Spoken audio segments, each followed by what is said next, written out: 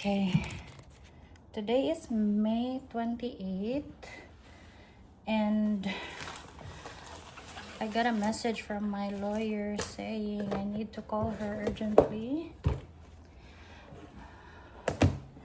Nagkurog ko, wala pa sabot. It's always like this. I always get anxious if maging unanin na ni siya. Kung ganahan. Magsagol na dayon akong gibati.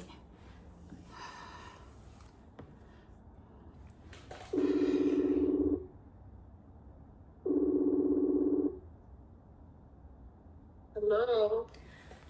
Hello, unsa man? Makulbaan lagi ko.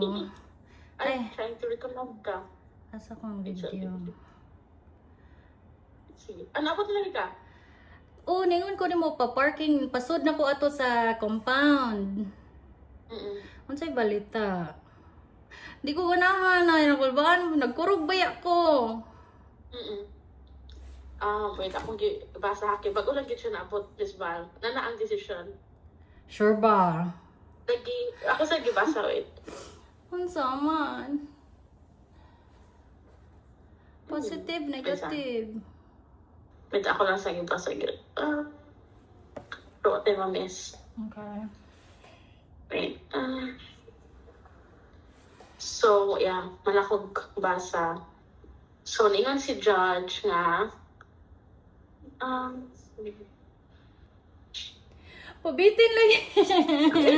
ay kay ako gikuan naman din support po based on the foregoing premises. Actually, this is a 20-page decision. Oh wow. Yeah. The petition for custody of the minor children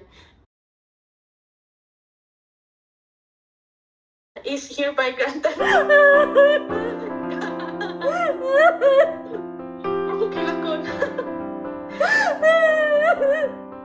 The sole custody over the minor children is awarded to the petitioner.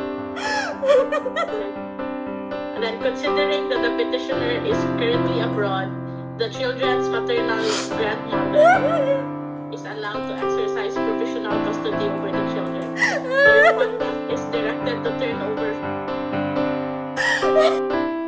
upon receipt of this judgment. Okay, hatod mo sila. Pinahalan ko muli.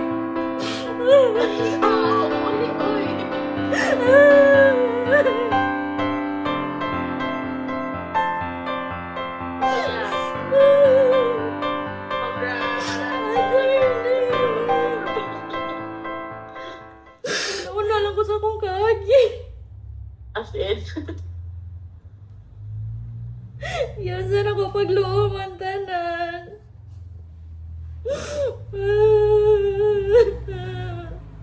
Attorney ka ba ka? Work ko no. Unya, ni diretso ko og kanang JP kay nagpa-certify ko sa documents ni. Dungan na ako sila, attorney.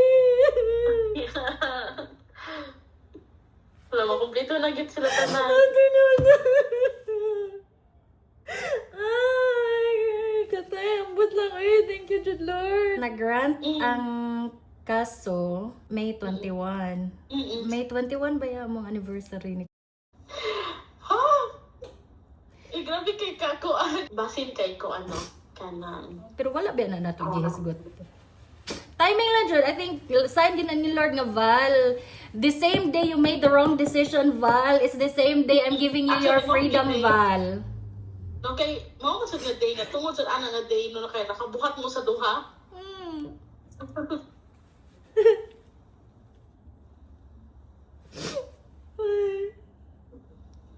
Muna, sa next live, magtaro na Jude, pili.